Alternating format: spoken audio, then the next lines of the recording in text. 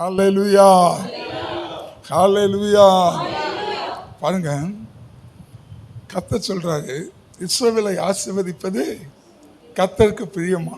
இஸ்ரவேல் ஒரு அடிமைத்தனத்தில் இருந்தாங்க. என்ன அடிமைத்தனம்? எல்லாருக்கும் தெரியும். இஸ்ரவேல் ஜனங்க என்ன அடிமைத்தனத்தில் இருந்தாங்க? எகிப்தின் அடிமைத்தனத்தில் இருந்தாங்க. இஸ்ரவேல் ஜனங்க நல்ல கவனிங்க, இஸ்ரவேல் ஜனங்களை எகிப்தின் அடிமைத்தனத்திலிருந்து கர்த்தர் மீட்டு ஒவ்வொரு நாளும் இஸ்ரவேல் ஜனங்களோடு பேசி பேசி பேசி இஸ்ரவேல் ஜனங்களுடைய வாழ்க்கையில அநேக அற்புதங்களை செய்தாரு, அநேக அதிசயங்களை செய்தாரு. நானே தேவன் என்பதை இந்த இஸ்ரவேல் ஜனங்களுக்கு காமித்தாரு. என்னாலே கூடாத காரியம் ஒன்றும் இல்லை என்பதை இஸ்ரவேல் ஜனங்களுக்கு காமிச்சாரு. எப்படி நம்மளை எகிப்தின் அடிமைத்தனத்திலிருந்து இஸ்ரவேல் ஜனங்களை மீட்டாரோ அதே போல நம்மளை எங்கிருந்து மீட்டாரு?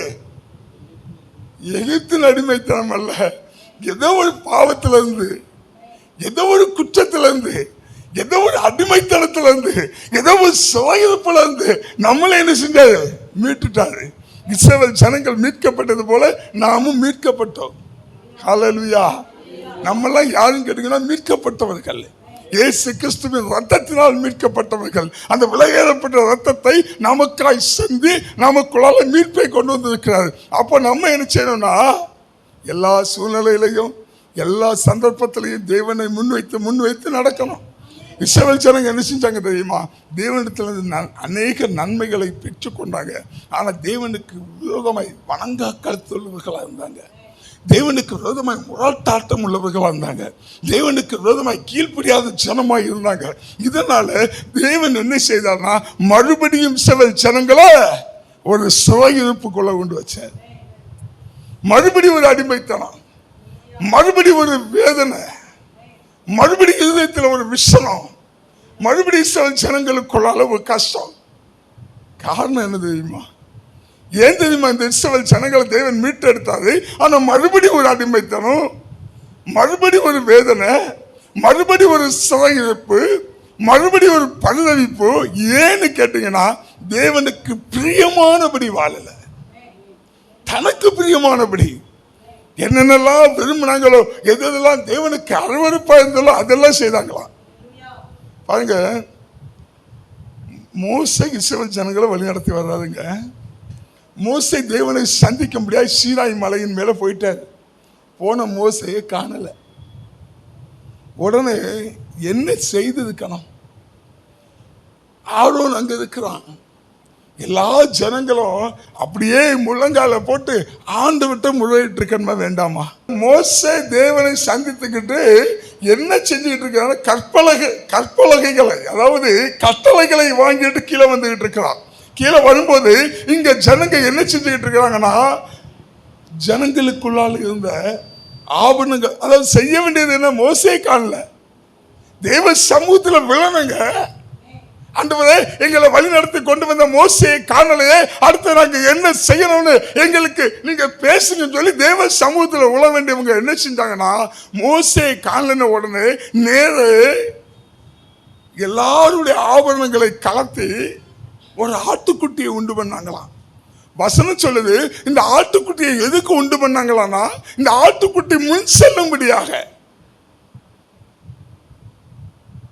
நல்ல கவனிங்க, இஸ்ரவேல் ஜனங்க எப்ப எகிப்தை விட்டு வெளியே வந்தாங்களோ அந்த நிமிஷம் முதல் இஸ்ரவேல் ஜனங்களுக்கு முன் செல்லும்படியாக மேக ஸ்தம்பமும் அக்கினி ஸ்தம்பமும் இறங்கி வந்துருச்சு. நம்ம சொல்றோம்ல, இஸ்ரவேல் ஜனங்க எகிப்தை விட்டு வெளியே வந்த உடனே நேர செங்கடல் இருந்துச்சு. ஒரு பக்கம் பார்வன் துரத்திட்டு வந்தா, இன்னொரு பக்கம் செங்கடல் இருந்துச்சு சொல்றோம்ல. இந்த சம்பவத்துக்கு முன்னாடி என்ன நடக்குதுன்னா, இஸ்ரவேல் ஜனங்க இந்த எகிப்தை விட்டு வெளியே வந்த உடனே இஸ்ரவேல் ஜனங்களுக்கு முன் செல்லும்படியாக, இஸ்ரவேல் ஜனங்களுக்கு பாதை காட்டும்படியாக இரவிலே அக்கினி ஸ்தம்பமாகவும் பகலிலே மேக ஸ்தம்பமாகவும் தேவன் வந்து இஸ்ரவேல் ஜனங்களை மூட ஆரம்பிச்சிட்டாரு. எதுக்காக? இஸ்ரவேல் ஜனங்களுக்கு பாதை காட்டும்படி முன் நடக்கும்படியாக. அந்த யாத்திராகமத்துல 13வது அதிகாரத்துல 21வது வசனத்தை வாசிங்களேன். அவர்கள் இரவும் பகலும் வழி நடக்க கூடும்படிக்கு வழிநடத்த கூடும்படிக்கு கர்த்தர் பகலில் அவர்களை வழி நடத்த மேக ஸ்தம்பத்திலும் இரவில் அவர்களுக்கு வெளிச்சம் காட்ட அக்கினி ஸ்தம்பத்திலும் அவர்களுக்கு முன் சென்றார். இப்ப கவனிங்க, தேவன் அக்கினி ஸ்தம்பத்தினாலேயோ மேக ஸ்தம்பத்தினாலே முன் செல்றாரு. இவன் என்ன செய்யறான்? முன் செல்றதுக்கு ஆட்டுக்குட்டியை உண்டாக்குறான். தேவனால் வழிநடத்தப்பட்டவை. தேவனுடைய நியமம் என்ன, தேவனுடைய கட்டளை என்னங்க தெரியலங்க. தன்னுடைய மாம்ச கிரியையினால, தன்னுடைய மாம்ச மூர்க்கத்தினால, தன்னுடைய வணங்கல் கருத்தினால, தன்னுடைய கீழ்ப்படியாமையினால மோசே கட்டளை கொண்டு வர்றான். இவன் செய்த இந்த பாவ கிரியைகள் கட்டளையை உடைத்து போட செய்தது. அப்ப நல்லா கவனிங்க, ஒரு இஸ்ரவேலின் தேவனாய் இஸ்ரவேலின் சொல்ற ஒரு தேவ பிள்ளை என்ன செய்யணும்னா, அவரை விசுவாசிக்க சொல்றது போதாது, அவருடைய கட்டளை கடைபிடிக்கணும். நம்ம என்ன செஞ்சுட்டு இருக்கிறோம்னா, கட்டளையை கடைபிடிக்கிற விஷயத்துல கட்டளையை உடைச்சு போட்டோம். ஆனா நம்ம விசுவாசிக்கிறேன் ஆண்டவரேன்னு சொல்றோம். கற்பனை இல்லை நம்முடைய வாழ்க்கையில, கட்டளை இல்லை. அவர் கொடுத்த நியமங்களை கடைபிடிக்கிறது இல்லை, ஏனோ தானோன்னு வாழ்ந்துகிட்டு இருக்கிறோம். நல்ல கவனிங்க, நான் என்ன சொல்றேன்னா, தேவனுடைய கட்டளைகளையோ அவருடைய கற்பனைகளையோ உங்க முரட்டாட்டத்தினால, உங்க கீழ்ப்படியாமையினால, உங்களுடைய சில சம்பிரதாயங்களை, சில சடங்காச்சாரங்களை, நீங்க சில பாரம்பரியத்தை கடைபிடிக்கிறதுனால என்ன செய்யுங்கன்னா, கட்டளைகளை உடைத்து போடுகிறீர்கள், கற்பனையை உடைத்து போடுகிறீர்கள், தேவன் சொன்ன நியமங்களை உடைத்து போடுறீங்க. இதனால என்ன நடக்குது? மறுபடியும் ஒரு சிறையிருப்பு. இதேதான் இஸ்ரவேல் ஜனங்களுக்கு நடந்துச்சு. இஸ்ரவேல் ஜனங்க விடுதலை பெற்றாங்க, தேவனால் நடத்தப்பட்டாங்க, வந்தாங்க. ஆனா என்ன செஞ்சாங்கன்னா, போன இடத்துல எல்லாம் ஒன்னே ஒண்ணு, ஆண்டவரேன்னு விழக்கூடியவங்க தோப்புகளை உண்டு பண்ணாங்களாம், விக்கிரங்களை உண்டு பண்ணாங்களாம். இன்னைக்கு நம்மள அநேகர் இருக்கோம். நான் ஒரு முந்தா நாள் வெள்ளிக்கிழமை ஒரு ஹாஸ்பிட்டல் ஜோம் பண்ண போகிறேன். 3 நாளாக ஜோம் பண்ண நல்லா முன்னேறி வந்தாங்க. 3ஆவது நாள் போகிறேன். நான் போகும்போது பார்த்து அந்த நர்ஸு பிள்ளைங்க பெட்ட மாத்தைக்கு வந்தாங்க. 3ஆவது நாள் முடியலை, ரொம்ப முடியலை. நல்லா முன்னேறி வந்தாங்க. 3ஆவது நாள் முடியலை. நான் ஜோம் பண்ண போய்க்கு நான் போகும்போது பார்த்து நர்ஸு பிள்ளைங்க வந்து பெட்ட மாற்ற வந்தாங்க. பெட்ட மாற்றினா தலைவணி கட்டியில் அவ்வளவும் தேவனுக்கு பிரியமில்லாத காரியம். நமக்கு போய் ஏதாவது ஒன்று செய்யணும். நான் ஆண்டவருக்குள்ள இருக்க காமிக்க ஏதாவது ஒன்று செய்யணும், ஏதாவது சடங்காச்சாரம் செய்யணும், ஏதாவது ஒரு பாரம்பரியத்தை, இப்படியே தான் போயிட்டு இருக்கிறோம். ஒண்ணுமே நீங்க செய்யணும். ஆண்டவர் என்ன சொல்றாங்க, நீ ஒண்ணுமே செய்யணும், எல்லாம் நான் செய்யுங்கிறாரு.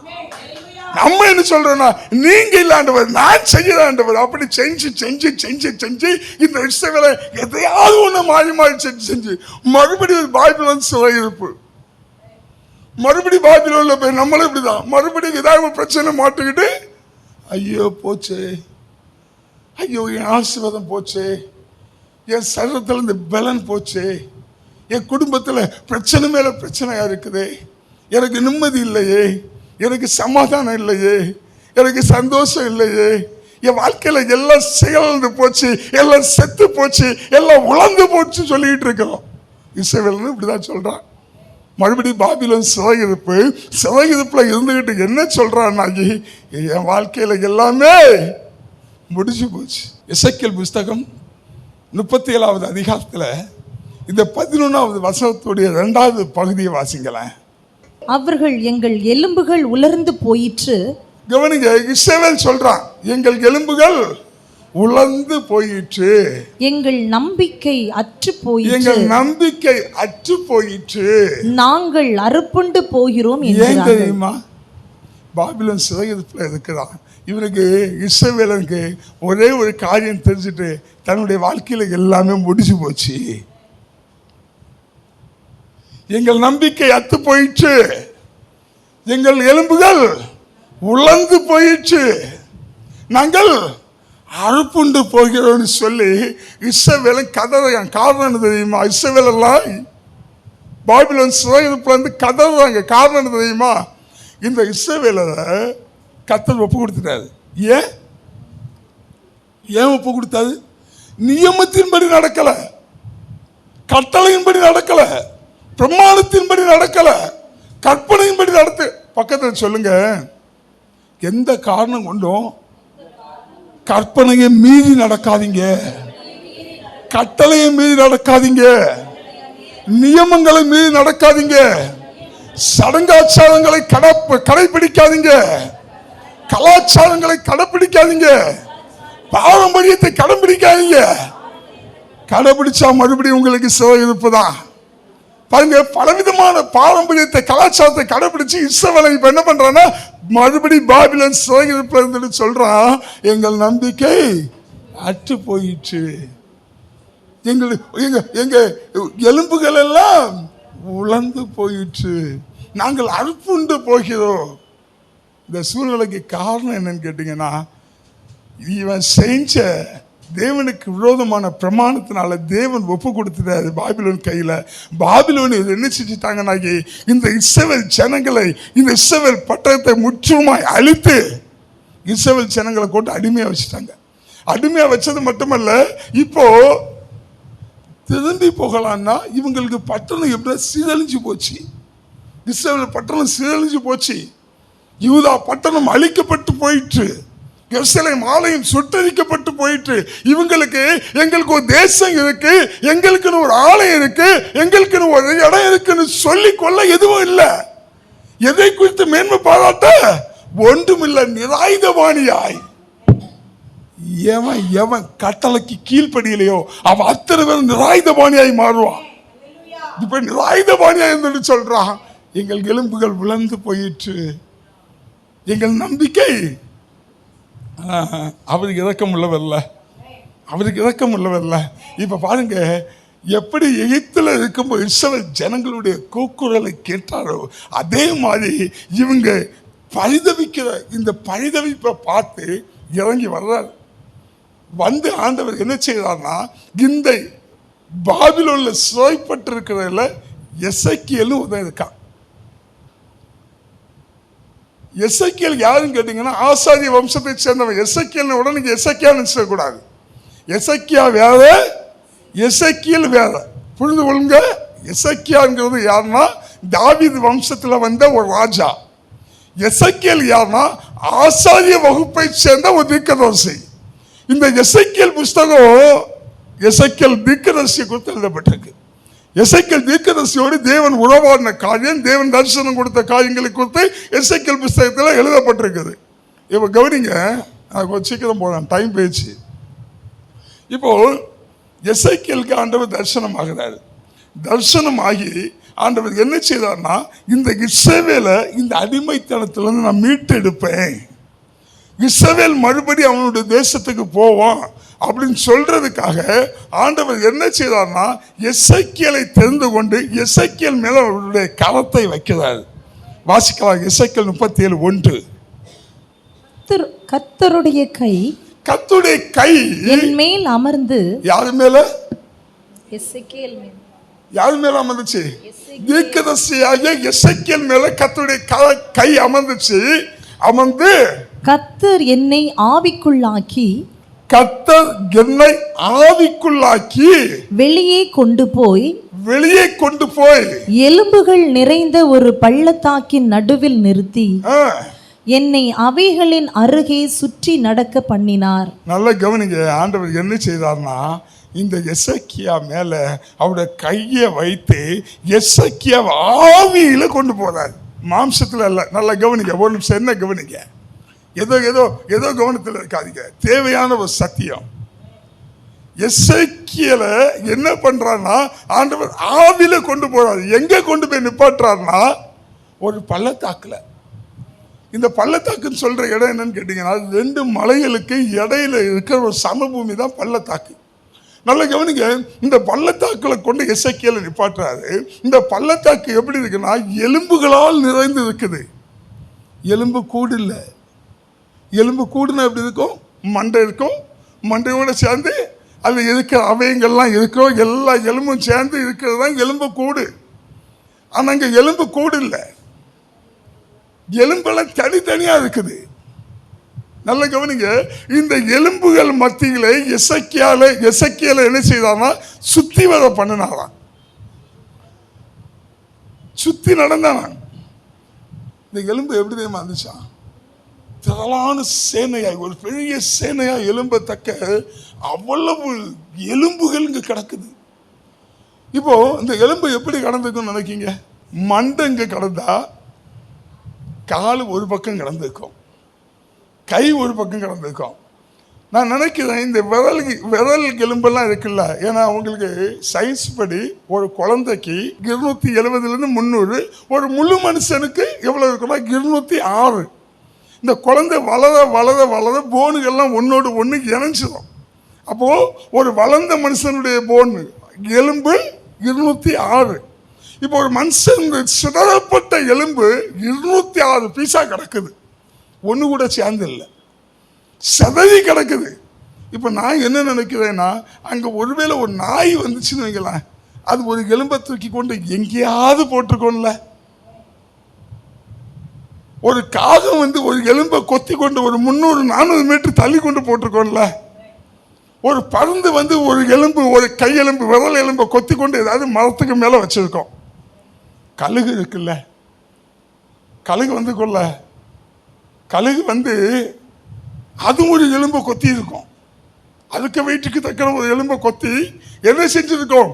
3-4 கிலோமீட்டர் கொண்டு போயிருக்கோம், அங்க கொண்டு போட்டிருக்கோம். இந்த எலும்புகள்லாம் என்னன்னா ஒண்ணுமே இல்லைங்க, எலும்புல ஈரத்தன்மை இல்லை.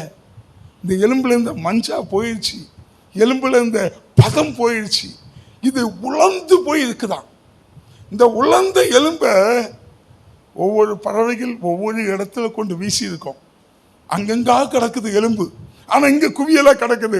மண்டை இருந்தா கை எங்க இருக்கு?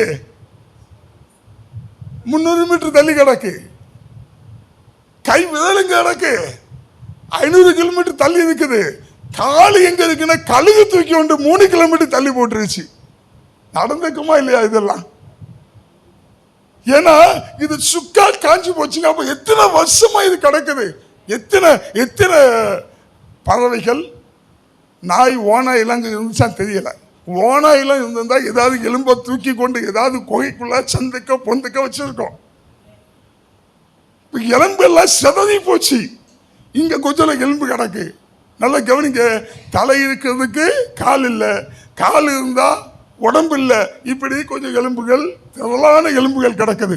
இப்ப ஆண்டவர் சொல்றாரு எசேக்கியாட்ட, இந்த எலும்புகள், ஏன்னா எனக்கு வாசி போய் நேரம் இல்லை, இந்த எலும்புகள் உயிர் பெறுமா அப்படின்னு கேட்கிறாரு எசேக்கியாட்ட.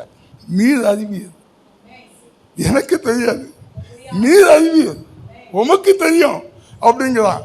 அப்படின்னு உடனே ஆண்டவர் என்ன சொல்றாருன்னா, இந்த எலும்புகளை நோக்கி தீர்க்கதரிசனம் சொல்லு அப்படின்னு. இதுக்கு நான் என்ன செய்ய போறேன்னா, நரம்புகளை உண்டு பண்ண போகிறேன்,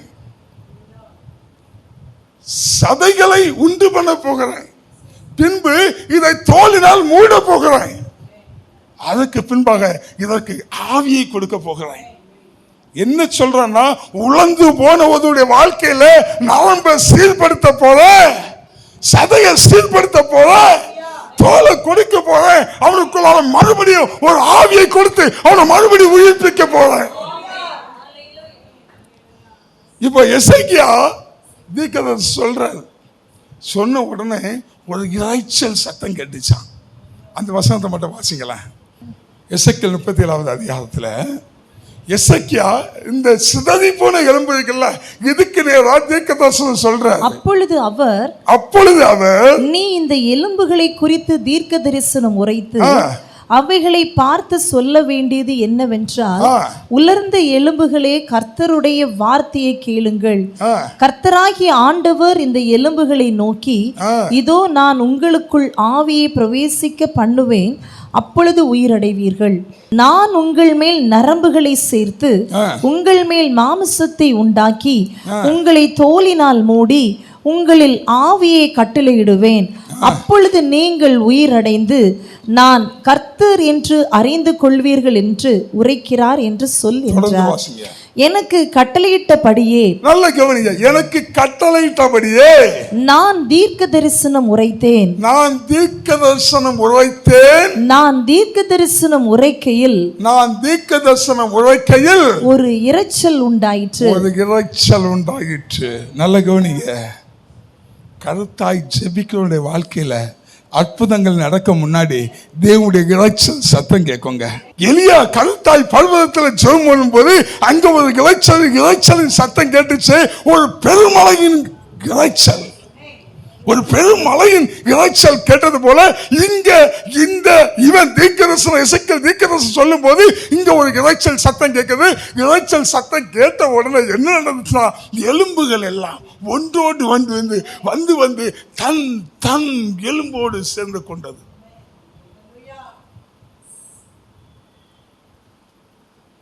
எலும்பெல்லாம் எங்க இருந்துச்சு? 3 கிலோமீட்டருக்கு அந்த பக்கம் மரத்துக்கு மேல புதருக்குள்ள எங்கெங்கயோ சீரழிந்து சின்ன பின்னமாய் கடந்த எலும்புகள் எல்லாம் தன் தன் தன் எலும்புகளோடு. இன்னைக்கு என்ன செஞ்சுக்கிட்டு தெரியுமா இருக்கிறோம்? என் எலும்பு எங்க இருக்குன்னு காலேஜ் வாசல்ல போய் காத்து இருக்கிறானுங்க. இது என் எலும்பா இருக்குமோ? கிறிஸ்தவன் கட்டளையை கடைபிடிக்க வேண்டவன், நியமத்தை கடைபிடிக்க வேண்டியவன் ரோட்ல பார்த்தாலே ஓ இது ஏன் எலும்பா இருக்குமோ, இந்த எலும்பை என்னோட இணைச்சா நல்லா இருக்குமோ. ஒரு தேவ பிள்ளை ஒருபோது நினைக்க மாட்டாங்க, நான் ஜெபிக்கும் போது ஒரு இரைச்சல் உண்டாகும், என்னுடைய எலும்ப தன்னால தன்னால வரும். நம்ம என்ன செஞ்சிட்டு இருக்கிறோம் கேட்டா, தேவ பிள்ளை ஜெபிக்கிறவே எதை பார்க்கட்டும் இந்த எலும்பு என் எலும்பா இருக்குமா, இதை பார்க்கட்டும் இந்த எலும்பு அழகா இருக்கு, இந்த எலும்பு தான் என் எலும்பா இருக்கும். கொஞ்சம் பொறுப்பா இருக்கட்டு, ஆஹா என்ன பொறுப்பு, இந்த எலும்பு என் எலும்பா இருக்காதா, கண்டதெல்லாம் என் எலும்பு என் எலும்பு என் எலும்புனா உன் எலும்பு உனக்கு வரும். எப்போ? கருத்தாய் தேவ சமூகத்துல நீ ஜெபிக்கும் போது, தேவனுடைய இரைச்சலின் சத்தம் கேட்கும் போது, தேவ சத்தம் உனக்கு கேட்குமாண்டா, தேவன் உனக்கு ஏற்ற எலும்பை கொண்டு உன்னோடு இணைப்பாரு. நீ இணைக்க வேண்டாம். நீ அநேக நேரத்தில் இணைக்கணும் நினைச்சு நீயா இணைச்சனாலதான் என்ன செய்யுது. டாக்டரு எலும்பை இணைக்கணும்னா பிளைட்டை போட்டு ஃபிட் பண்றாரு, முறைப்படி செய்தாரு. நீ இணைச்சா என்ன செய்யணும்? கட்டு கம்பியை போட்டு தான் கட்டணும். அது என்ன செய்யும்? 4 நாள் நடக்கக்குள்ள நடக்குன்னு கலந்து எல்லாம் தனித்தனியா ஓடிடும். கட்டு கம்பியை போட்டு கட்டுனா இப்ப இதான் நடந்துட்டு இருக்கு. நீ யா போய் தேடி ஒரு எலும்பை கொண்டு வந்து நீ கட்டு கம்பியை போட்டு கட்டி அதோட கிடந்து போராடிட்டு கிடக்க, ஐயோ அங்க இழுக்குது இங்க இழுக்குது, அது இழுக்கும், இழுக்கதான் செய்யும். ஏன்? ஓ எலும்பு இல்லை. புரியுதா உங்களுக்கு? உங்க எலும்பு எப்படி பண்ணுனா, தேவ சித்தத்தின்படி தேவ திட்டத்தின்படி அந்த எலும்பு வந்து இணையணுங்க. இணையணும்னா உனக்கு இரைச்சலின் சத்தம் கேட்கணும். பெருமழையின் இரைச்சலின் சத்தம் கேட்டு எப்படி பெருமழை பொழிந்ததோ அது போல எலும்பு இணையதற்கு இறைவனுடைய சத்தம், தேவ சத்தம், தேவனுடைய எக்கால சத்தம், அந்த இரைச்சலின் சத்தம் உனக்கு கேட்கணும். இதுதான் தேவனுக்காய் காத்திருக்கிற அனுபவம். இது யாருடைய வாழ்க்கையில தெரியுமா? இந்த மாதிரிப்பட்ட இணைப்புகள் தன்னோடு தான் எலும்பு எங்கேயாவது கிலோமீட்டர் தாண்டி கிடக்கும், அது வந்து தன்னால இணையுங்க. நீங்க போட்டு இணைக்கணும் வேண்டாம், இணையாது. செய்ய வேண்டியதெல்லாம் ஒண்ணுதான், பர்வதத்தை நோக்கி பார்க்கிறது தான். அதான் வந்து இணைஞ்சிரும். அது ஒருவேளை கழுகு தூக்கி கொண்டு ஏதாவது இடுக்குள்ளால எவ்வளவு இடுக்குள்ள வச்சிருந்தாலும் இறைச்சல் வந்தா வந்து இணையும். எலும்புகள் எல்லாம் இசைந்துருச்சு, தன் எலும்போடு தன் எலும்பு சேர்ந்துருச்சு. இப்ப ஆண்டவர் என்ன செய்யறார்னா, நரம்புகளை உண்டு பண்ணுகிறார். என்ன சொல்ல வர்றாருன்னா, உன் வாழ்க்கை செஞ்சு போயிருக்குதா, உன் வாழ்க்கையில நரம்பெல்லாம் செத்து போயிடுச்சா? கர்த்தரால முடியுங்க. உங்க நரம்புகளுக்குள்ளால ஒரு புதிய உயிர்ப்பிப்பை கொடுக்க, ஒரு புதிய உயிர் மூச்சை கொடுக்க, உனக்கு மறுபடியும் புதிய நரம்புகள் உண்டாக, ஒரு செத்து போன நரம்புகள்ல புது நரம்பை உண்டாக்க என் தேவனால முடியும். சதைய வச்சு அதுக்கு மேல தோலால மூடுவேன். மூடின பிற்பாடு எசேக்கியேல் சொல்றாரு, இப்ப நீ ஆவியை நோக்கி கட்டளையிடு, ஆவிக்கு இருக்குதுன்னு சொல்லு, ஆவியை நோக்கி பேசு. ஆவி நாலா திசையிலிருந்தும் எல்லா திசையிலிருந்து வந்து இந்த சேனைக்கு மேல இறங்கும். அப்ப இவங்க எல்லாம் என்ன செய்வாங்க? எழுந்து காலுண்டு சேனையாய். இந்த ஆவி வந்து அத்தனை வித்து மேல இறங்கிச்சான். இவங்க எல்லாம் எழுந்தி ஒரு திரள் சேனையாய், ஒரு பெரிய சேனையாய் எழும்புனாங்களாம். இப்படி சொல்லிக்கிட்டு ஆண்டவர் என்ன சொல்றாரு தெரியுமா? 10வது வசனத்தை வாசிங்க. எனக்கு கற்பிக்கப்பட்டபடி நான் தீர்க்க தரிசனம் உரைத்தேன். அப்பொழுது ஆவி அவர்களுக்குள் பிரவேசிக்க அவர்கள் உயிரடைந்து காலூன்றி மகா பெரிய சேனையாய் நின்றார்கள். அப்பொழுது அவர் என்னை நோக்கி, நல்ல கவனிங்க, முக்கியமான பாயிண்ட்ஸ். அப்பொழுது அவர் என்னை நோக்கி, மனுபுத்திரனே, இந்த எலும்புகள் இஸ்ரவேல் வம்சத்தார் அனைவருமே. இந்த எலும்புகள் யாரா? இஸ்ரவேல் வம்சத்தார். எப்படி இருக்காங்க?